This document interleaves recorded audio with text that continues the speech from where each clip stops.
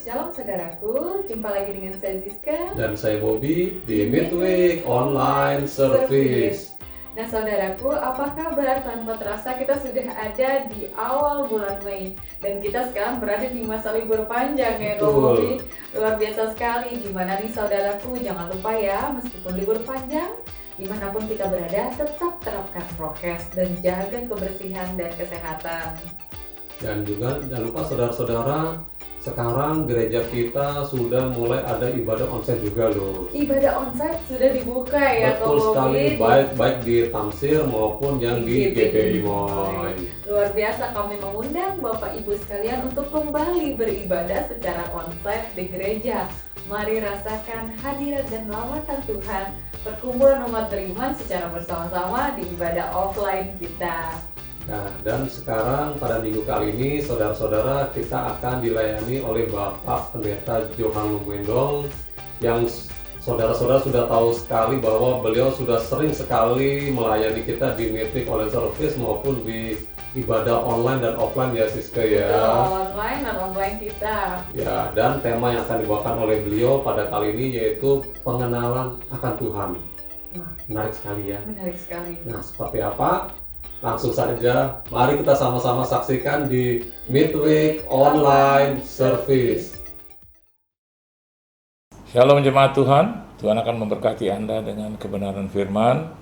Terima kasih buat Tuhan Yesus yang mengizinkan saya boleh berdiri di hadapan saudara. Terima kasih khususnya untuk Gembala Sidang dan seluruh keluarga jemaat Tuhan. Tuhan Yesus memberkati. Sebelumnya kita berdoa terlebih dahulu. Bapa di sorga, Bapa yang kami panggil dan kenal di dalam nama Tuhan kami Yesus Kristus, terima kasih Tuhan untuk apa yang Engkau berikan kepada kami, anugerah-Mu yang tidak pernah berubah, yang selalu sempurna dan kami terima sampai hari ini. Terima kasih untuk pemeliharaan Tuhan, campur tangan Tuhan dalam setiap aspek kehidupan kami, untuk hidup kami, untuk nafas, kesehatan, untuk segala kecukupan dalam kebutuhan keperluan. Kami akan mendengarkan firman-Mu, berkata-kata Engkau Tuhan, di dalam nama Tuhan Yesus Kristus. Kami sambut firman-Mu, haleluya, amin. Saya akan bacakan buat saudara, mari buka Alkitab Anda, di dalam satu kebenaran firman Tuhan, yaitu di dalam Injil Yohanes, pasal yang ke-20, ayatnya yang ke-9, dan Injil Yohanes pasal yang ke-20 ayat yang ke-18 ya, 9 dan 18. Ayat yang ke-9 kita akan baca bersama-sama terlebih dahulu. 1, 2, dan 3. Sebab selama itu mereka belum mengerti isi kitab suci yang mengatakan bahwa ia harus bangkit dari antara orang mati. Kita akan lompat di dalam Injil Yohanes pasal yang ke-20 ayat yang ke-18. Alkitab katakan, Maria Magdalena pergi dan berkata kepada murid-murid, "Aku telah melihat Tuhan." Dan juga bahwa Dia yang mengatakan hal-hal itu kepadanya, ya. Dua ayat yang isinya berbeda, Saudara. Ayat yang pertama atau bagian yang pertama, ayat yang ke-9, di situ menyatakan tentang ketidakmengertian. Orang-orang yang tidak paham dan tidak mengerti tentang Yesus itu sendiri, maka kita bisa melihat pengenalannya akan Tuhan itu minim. Pengenalannya akan Kristus itu dangkal, Saudara. Ya. Bukan saya mengatakan, tetapi Alkitab mengatakan. Karena selama itu, ya, mereka tidak atau belum mengerti isi kitab suci. Tentang apa? Tentang Kristus Yesus. Ya, masuk di dalam perjanjian baru itu. Mereka boleh-boleh saja mengenal Tuhan itu di perjanjian lama atau di Taurat. Tetapi yang Yohanes maksudkan bahwa mengenal Yesus itu jauh lebih penting, Saudara. Kenapa demikian? Dia adalah the missing link. Dia adalah kesempurnaan itu. Ya, Taurat itu menuju ke dalam kesempurnaan atau ada dalam kesempurnaan ketika titik itu, missing link itu diisi oleh Yesus. Dan yang kedua, kita bisa melihat di ayat yang ke-18 bahwasanya Maria pulang dengan bersukacita. Alkitab bilang, I have seen the Lord. Aku telah melihat Tuhan. Ya, siapa itu Tuhan? Kristus. Yang seringkali dia panggil Master, Rabuni, Guru di dalam hidupnya. Anda lihat ketika Yesus menegur dia di dalam kubur, dipanggil Maria, baru dia menoleh, dia tahu itu adalah suara Yesus. Dan Maria berkata kepada Yesus, Rabuni, ya, artinya guru, saudara. Nah, di sini kita bisa melihat Maria mengalami perjumpaan pribadi dengan Tuhan. Itu yang membuat akhirnya dia mengerti tentang isi kitab suci. Jadi bukan semua orang yang hafal kitab suci dia mengerti kitab suci. Tapi orang yang mengerti, paham tentang kitab suci, maka dia akan juga tahu tentang kedalaman dari isi kitab suci itu, pengertian tentang isi kitab suci itu, dan dia mengenal ayat-ayat kitab suci itu.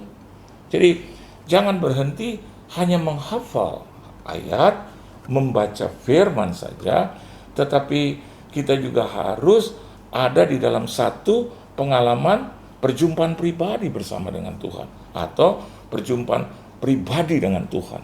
Bukan hanya belajar tentang Tuhan, tapi biarlah kita hidup belajar dari Tuhan. Dan Maria mengalami itu. Di ayatnya yang ke-9 kita bisa melihat mereka pulang ke rumah, ya, murid-murid yaitu Petrus dan Yohanes. Tapi di ayat yang ke-18 Maria Magdalena itu pulang dengan membawa kabar kebangkitan, saudara. Dan ini yang diharapkan oleh Tuhan kita Yesus Kristus, saya dan Anda meneruskan kabar baik ini, kabar sukacita ini, bahwa Yesus itu telah bangkit. Melalui apa, saudara? Nah, kita bisa melihat nanti kebenaran firman Tuhan. Yang pertama, coba Anda lihat di dalam kebenaran firman Tuhan kembali di dalam Yohanes pasal yang ke-20, saudara. Yohanes pasal yang ke-20, ayatnya yang ke-14 dan ayatnya yang ke-16. Kita akan baca bersama-sama. Yohanes pasal yang ke-20 ayat 14 dan ayat yang ke-16. Sesudah berkata demikian, ia menoleh ke belakang dan melihat Yesus berdiri di situ, tetapi ia tidak tahu bahwa itu adalah Yesus. Pengertiannya apa buat kita? Tertutup itu mata Maria Magdalena. Padahal dia sudah lihat itu adalah Yesus gitu. Dalam artian kata ada sosok di situ. Tetapi dia tidak mengenal bahwa itu adalah Yesus. Coba hari ini kita terapkan dalam kehidupan kita gitu ya. Kita tahu itu sosok ya. Kita tahu itu pribadi, tetapi kita tidak mengenal kedahsyatannya. Kita tidak mengenal kehebatannya. Kita tidak mengenal mujizat-mujizat yang telah dilakukannya. Kenapa demikian? Jawabannya sederhana. Tertutup dengan kesedihan. Tertutup dengan duka cita. Mata-mata rohani kita tertutup dengan perkara-perkara duniawi, perkara-perkara dunia, saudara. Sedih itu normal ya. Duka cita yang namanya kehilangan, saudara. Kehilangan orang yang kita cintai, ya, sesuatu yang kita sayangi, itu normal, saudara. Enggak normal kalau kita ditinggal orang yang mencintai kita dan kita cintai, terus tiba-tiba kita tidak bersedih gitu ya. Itu sesuatu yang merupakan tanda tanya gitu loh ya. Tapi orang yang kita cintai terus hilang, orang yang kita cintai terus tidak ada, pergi, ya normal. Tetapi kesedihannya itu tidak boleh berlebih-lebih ya. Sampai sedemikian rupa melupakan perbuatan-perbuatannya yang ajaib. Yesus melupakan tindakan-tindakan yang pernah menolong kita. Coba kita introspeksi diri. Seringkali dalam situasi yang sulit, Tuhan itu kita lupakan. Tuhan itu menjadi hanya sosok yang ya biasa-biasa saja gitu. Kita akan mencobai dia dengan berkata, mana Tuhan nggak tolong kita kok. Kita lebih percaya kepada orang yang berkata, mana Tuhan loh. Mana Allahmu yang seringkali engkau beribadah kepadanya? Ini, saudara. Dan saya mau katakan buat saudara, kebangkitan atau Paskah itu ditandai dengan apa? Kuasa. Ya. Oleh sebab itu kalau kita lihat di ayatnya yang ke-14 tadi, melihat Yesus berdiri di situ tapi ia tidak tahu bahwa itu adalah Yesus, ya. Kenapa? Dia tidak melihat kuasa di situ. Sebetulnya dia harus cepat-cepat mengetahui, oh iya, aku berdiri dekat kubur, duduk dekat kubur. Kuburan orang Yahudi itu besar, bisa masuk orang, saudara. Kan harusnya menjadi tanda tanya besar. Kalau ada orang di situ pagi-pagi, ya, pagi-pagi benar ketika hari masih gelap, Alkitab katakan itu dia pergi ke kubur. Nah sekarang ada pribadi di situ, ada sosok di situ, mestinya kan harus bertanya-tanya. Sama dalam hidup ketika kita sedang menantikan pertolongan atau sedang ada dalam keterpurukan, tiba-tiba ada signal, tiba-tiba ada tanda. Masa kita tidak mengerti bahwa déjà vu, artinya peristiwa itu terulang kembali, ya. Bicara tentang fenomena psikologis itu, saudara. Saya mau katakan buat Anda hari ini, seringkali tekanan-tekanan psikologis itu melupakan tentang fenomena Yesus yang pernah dia lakukan di hari-hari atau masa-masa sebelumnya. Déjà vu artinya, ya, bahwa pertolongan itu terulang kembali, bahwa mujizat itu terulang kembali, bahwa keajaiban itu terulang kembali. Apa yang terulang kembali? Khususnya dalam kebangkitan Yesus ini, bahwa Yesus bisa bangkit, bahwa Yesus tidak akan mati untuk selamanya, saudara. Kan dia katakan, rubuhkan itu bait Allah, aku akan membangunnya dalam 3 hari. Di situ kita bisa melihat sebetulnya pemahaman kitab suci itu didengar oleh Maria Magdalena. Pernah dikatakan oleh Yesus tiap-tiap kali. Dan Maria Magdalena adalah pribadi juga yang mengikut Yesus. Ada wanita-wanita yang melayani Yesus. Nanti Anda lihat di rumah, ada beberapa wanita yang melayani Yesus. Dan seharusnya Maria mengerti di situ, ada kuasa di dalam Yesus, ada mujizat di dalam Yesus. Tiap-tiap hari Yesus melakukan mujizat, tapi itu tertutup. Nah, kebangkitan menunjukkan kembali siapa pribadi Yesus sebenarnya, yaitu penuh dengan kuasa. Kita akan melihat di dalam Filipi pasal yang ke-3 ayat yang ke-10, Alkitab katakan begini, yang ku kehendaki ialah mengenal dia dan kuasa kebangkitannya dan persekutuan dalam penderitaannya, di mana aku menjadi serupa dengan dia dalam kematiannya. Jadi kenapa Maria sepertinya tertutup buta dengan penglihatan mujizat, kuasa, pertolongan, keajaiban itu? Maka sederhana, saudara, Rasul Paulus menegur saya dan Anda bahwa kehendak dia, yang dia inginkan, yang dia kehendaki. Nah, ini kembali kepada kita, saya dan Anda. Apa yang kamu kehendaki? Bertentangan enggak? Sesuai enggak dengan kehendak Tuhan itu? Bukan tidak boleh berkehendak, tetapi kehendaknya itu seiring di dalam perjalanan hidup kita sama dengan rencana dan kehendak Tuhan dalam hidup, saudara. Maka hidup ini akan baik-baik saja, ya. Ternyata Alkitab katakan kehendak daripada Rasul Paulus adalah mengenal Yesus.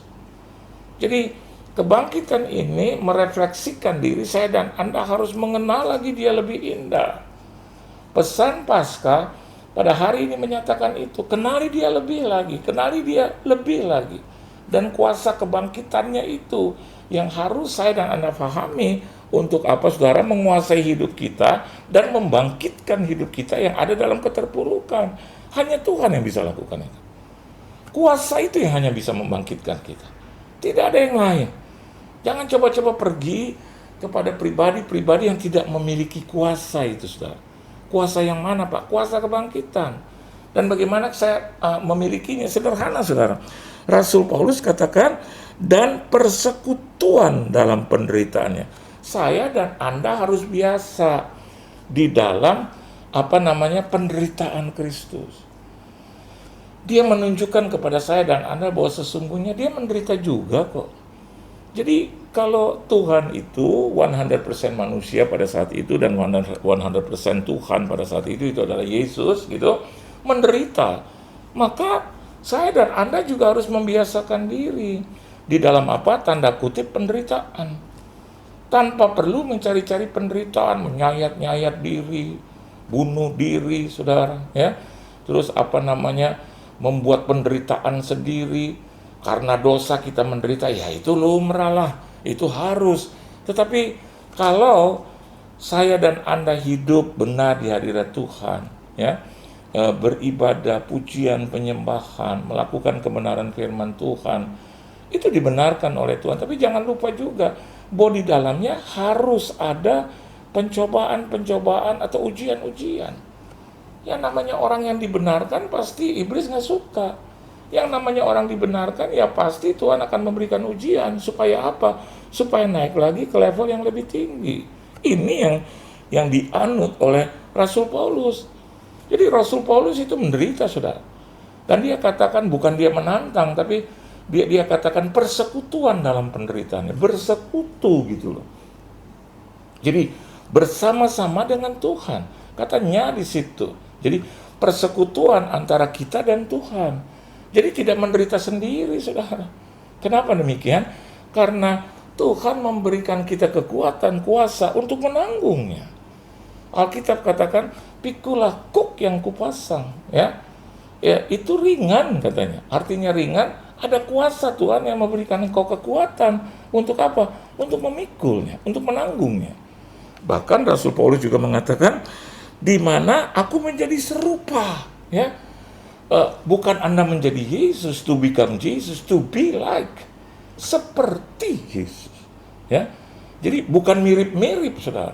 Kalau mirip-mirip itu palsu, mirip gitu loh, tapi tidak sama. Menjadi, ini juga bicara tentang wah kita replace Jesus gitu, dan kita adalah Yesus yang sesungguhnya. Tidak begitu, tetapi to be like, seperti Yesus. Artinya Yesus menderita, kita menderita. Yesus menang, kita menang. Yesus menyuruh kita ke kanan dan ke kiri, kita lakukan juga ke kanan dan ke kiri. Ketika dia melangkah ke kanan, ya kita ke kanan. Ketika dia melangkah ke kiri, kita ke kiri. Ketika dia maju di dalam kematiannya, kita juga maju, saudara. Ya, ketika whenever he stops, ketika dia berhenti, kita juga harus berhenti. Kenapa demikian? Karena menjadi seperti Yesus. Nah, Alkitab katakan, di mana aku menjadi serupa dengan dia dalam apa, saudara? Kematiannya. Kadang hidup ini stop. Kematiannya ini bicara tentang mati dalam kedagingan, mati di dalam kehendak-kehendak keduniawian, mati di situ. Yesus kan mati untuk dosa. Yesus mati untuk hal-hal yang membebani kita, saudara. Dan saya yakin dan percaya bahwa yang diinginkan, yang disorot oleh Rasul Paulus adalah hal yang seperti itu. Bukan mati beneran gitu loh, saudara.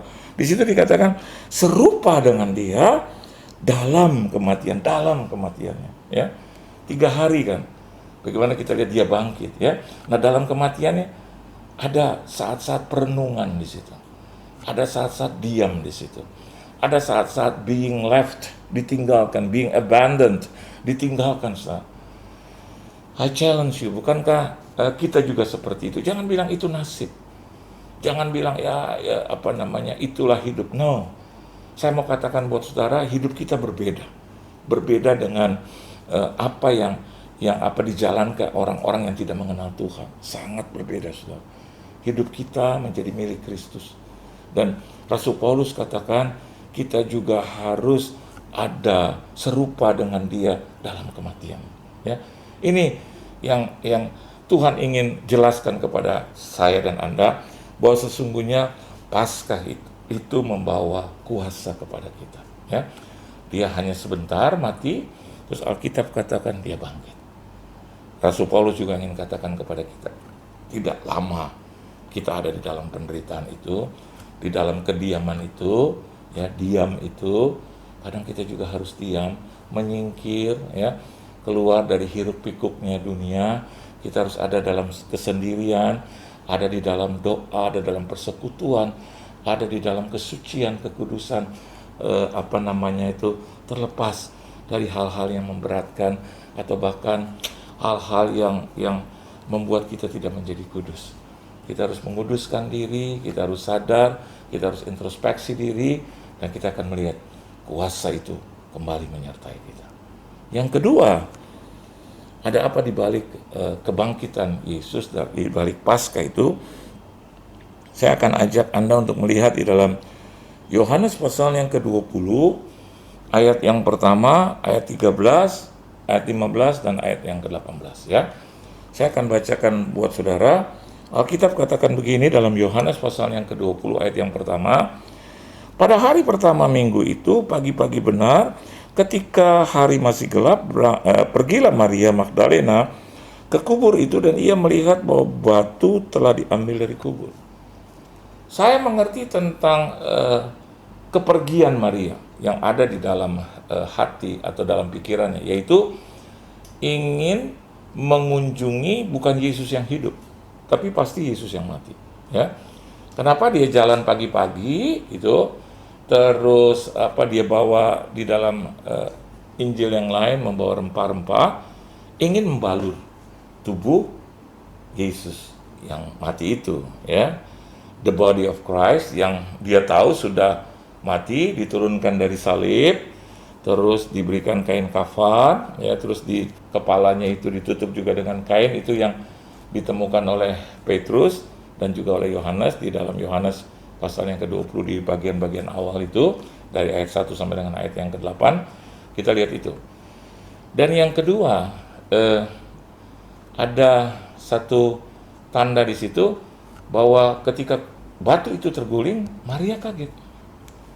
Itu sudah menunjukkan bahwa she never thought, dia nggak pernah memikirkan bahwa Yesus akan bangkit, saudara. Oleh sebab itu, ayat yang ke-9 tadi menyatakan bahwa karena mereka tidak mengerti, memahami isi kitab suci. Nah, tapi di sisi yang lain, saya mau lihat saya lihat di sini yang ingin saya berikan kepada Anda, bahwa Maria datang ke sana ingin berempati, bersimpati, ya, karena sedihnya hatinya, ya, sedih hatinya, ditinggalkan oleh orang yang dia cintai.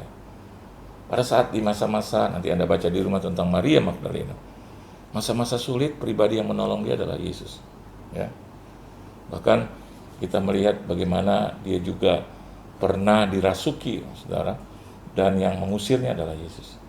Nah, kita juga bisa melihat bahwa Yesus ini selalu ada di setiap kesempatan yang dia butuhkan dan dia perlukan. Dia tahu bahwa Yesus adalah pembebas, dan Yesus ini adalah pribadi yang dia bisa rely on, atau dia bisa andalkan gitu di dalam kehidupannya. Jadi when Jesus gone, Jesus died, dia kehilangan, sedih hatinya, bersimpati dan dia berempati. Jadi pagi-pagi benar, nggak siang, saudara, pagi-pagi benar.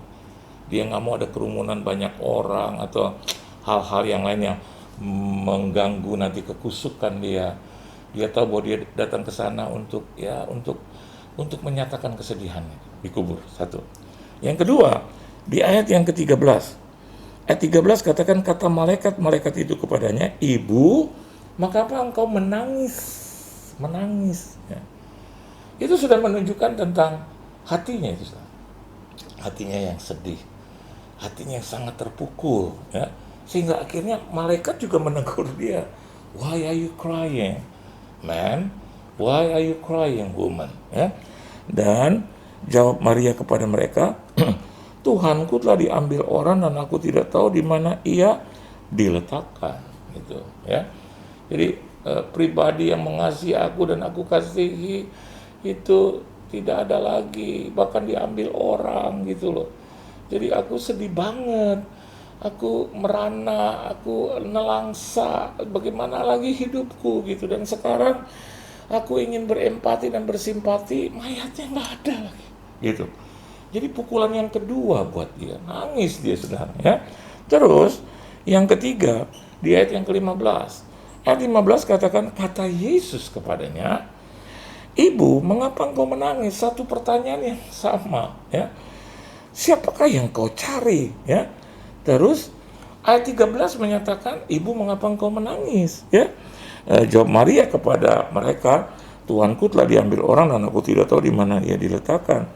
Tetapi ayat yang ke-15 lebih spesifik, saudara. Alkitab katakan, mengapa engkau menangis? Siapakah yang kau cari? Gitu. Jadi Yesus bukan pribadi yang apa, saudara, yang main-main. Yesus bukan pribadi yang tidak tahu isi atau kedalaman hati Maria. Cuma he wanted to make sure gitu dari Maria itu sendiri, ya. Karena pertama sudah ditegur oleh malaikat, why are you crying? Yang kedua, siapa yang kau cari? Jadi dia menangis karena pribadi. Nah, Yesus masuk lagi, pribadi yang mana itu? Ya? Nah, lihat jawaban Maria. Maria menyangka orang itu adalah penunggu taman, gitu, saudara. Ya. Terus lalu berkata kepadanya, Tuhan, jikalau Tuhan yang mengambil dia, katakanlah kepadaku di mana Tuhan meletakkan dia supaya aku dapat mengambilnya. Jawabannya juga spesifik. Kalau kau yang mengambilnya, tolong kembalikan kepadaku. Di mana sih kau taruh itu? Biar aku yang akan mengambilnya, nggak usah repot gitu loh. Nah, di sana Anda lihat bagaimana Yesus itu berempati dan bersimpati kepada Maria. Ya.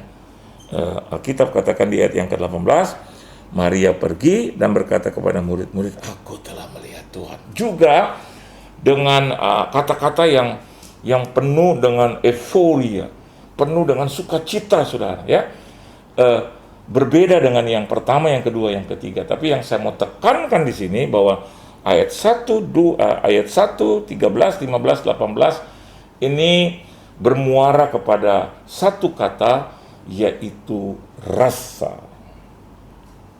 Pertama itu kuasa.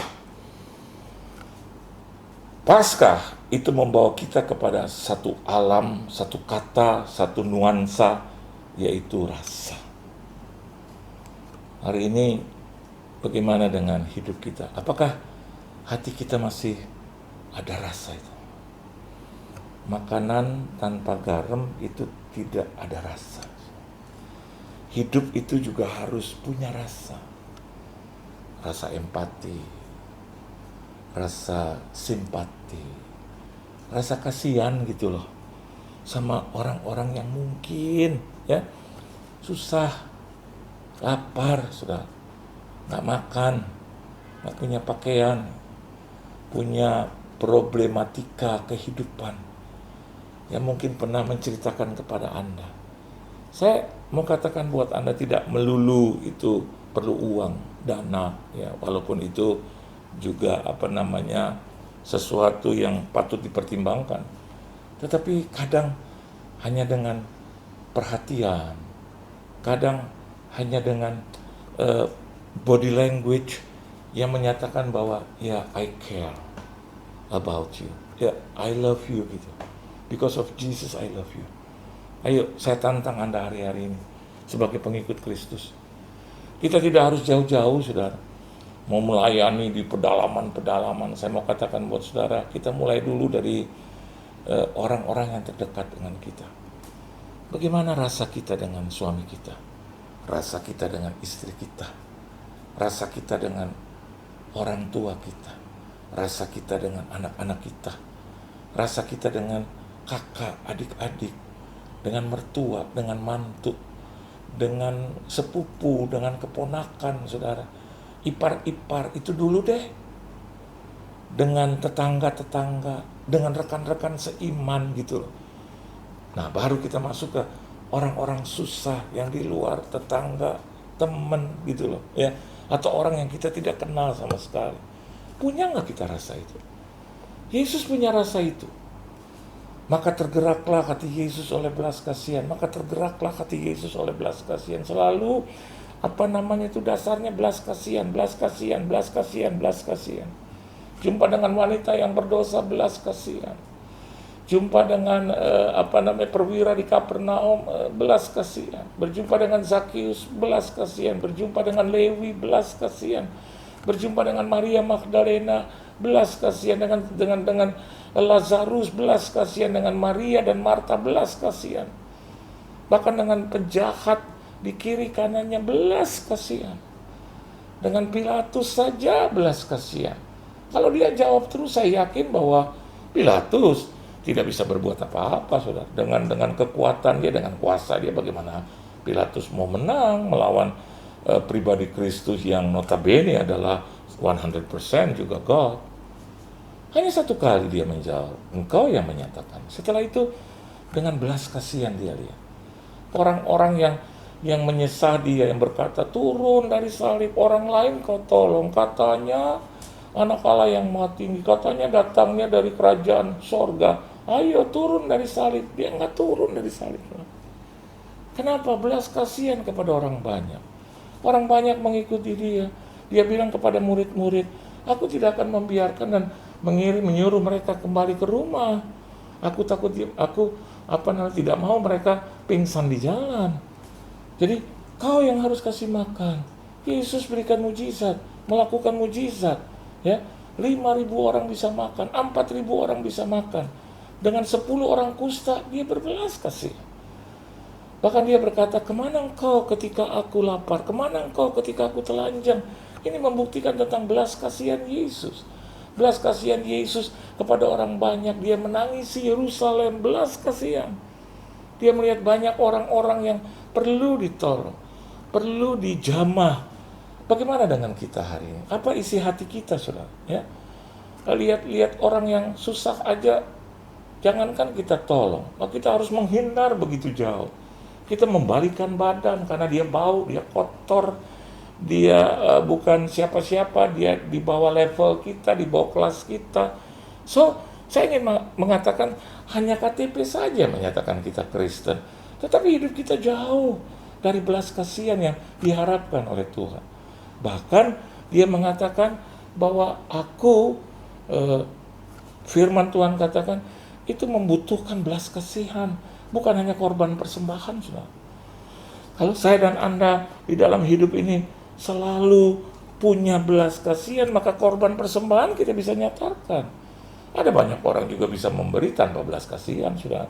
Tapi Yesus Tuhan itu mengedepankan belas kasihan. Ini soal rasa. Ya, orang yang berdosa bersalah kepada kita, kita kutuki. Orang berdosa bersalah kepada kita, seringkali kita hindari, ya. Kita tidak mau lagi berjumpa dengan dia. Tapi Yesus selalu berjumpa dengan orang-orang yang seperti itu.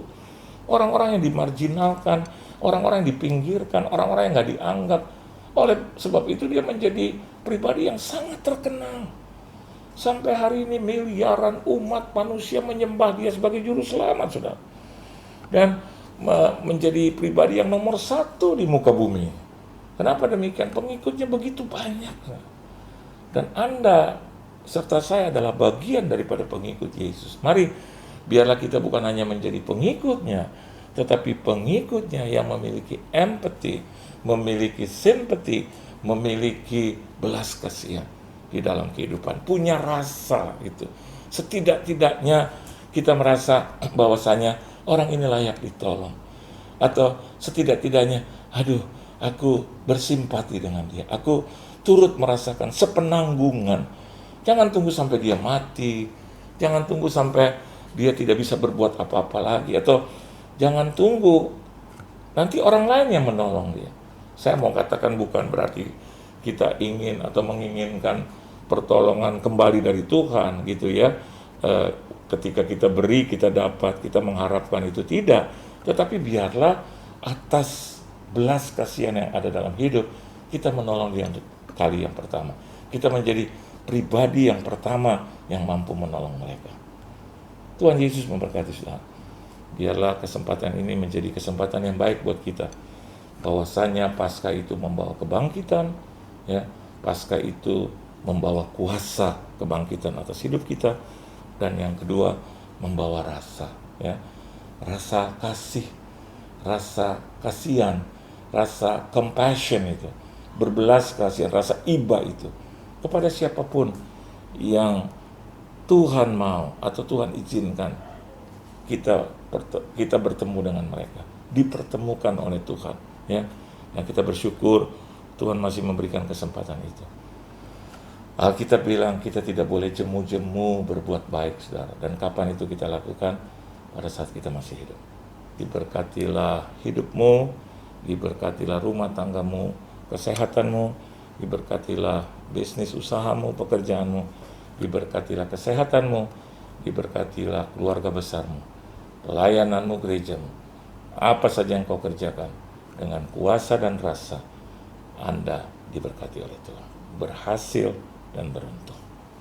Tunduk kepala kita berdoa. Terima kasih Tuhan Yesus untuk firman-Mu yang menguatkan kami, membawa kami kepada satu level yang lebih tinggi lagi, supaya kami hidup dalam kuasa-Mu dan kami hidup dengan rasa-Mu. Kami adalah umat ciptaan-Mu dan kami memiliki kuasa kebangkitan yang Yesus pernah lakukan dan Yesus pernah kerjakan di dalam kehidupan kami. Dan yang kedua, Yesus yang memiliki rasa itu, rasa belas kasihan, rasa mengasihi itu. Biarlah Yesus yang sama memberikan rasa itu kepada kami. Terima kasih untuk Paskah yang indah. Terima kasih untuk segala sesuatu yang boleh Tuhan izinkan dalam hidup kami. Untuk pertolongan Tuhan, anugerah, mujizat Tuhan di dalam kehidupan kami. Terima kasih Tuhan Yesus.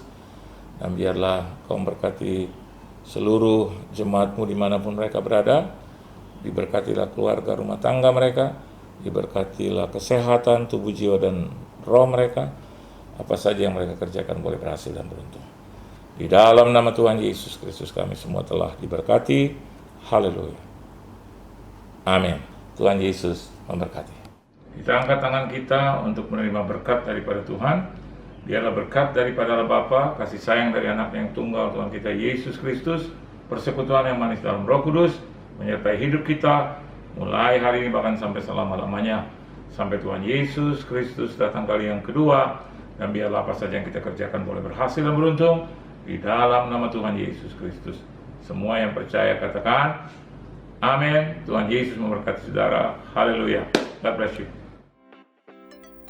Saudara-saudara, tadi kita sudah mendengarkan sharing firman yang dibawakan oleh Bapak Pendeta Johan Lumendong, dan tema yang dibawakan kali ini menarik sekali ya Siska ya. Itu bagaimana caranya supaya kita mengenal Tuhan kita tuh lebih dalam lagi. Secara pribadi lebih dalam lagi ya. Betul sekali. Dan juga mungkin akhir-akhir ini banyak di antara kita yang sedang menghadapi banyak masalah dan sepertinya kok Tuhan belum menjawab doa kita. Betul. Tetapi jangan lupa, kalau di masa lalu Tuhan sudah menolong kita, membantu kita, kita harus juga yakin dan percaya saat ini juga Tuhan akan membantu dan menolong kita. Tapi jangan lupa, kita hanya harus mempunyai iman dan pengharapan. Iman dan pengharapan Betul kita terhadap sekali. Tuhan tidak boleh hilang ya Ko Bobi. Betul. Seperti tadi Maria yang menunggu, yang terus mendatangi makam Yesus meskipun dalam kesedihan, tidak dapat melihat, tapi lihatlah bahwa Yesus itu sebenarnya bangkit. Betul sekali. Seperti itu, luar biasa sekali pada malam hari ini ya Kak Bobi. Betul sekali. Yang kita dengarkan, dan kita juga tadi diingatkan kembali bahwa mengenal Tuhan, mempelajari Tuhan adalah dengan mengalami Tuhan secara pribadi juga ya Kak Bobi. Betul. Luar biasa sekali. Wah, dengan begitu berakhir perjumpaan kita pada malam hari ini. Baiklah saudara sekalian, kami juga mengucapkan terima kasih kepada Bapak Johan Lumendong. Tetap diberkati dan menjadi berkat dimanapun berada.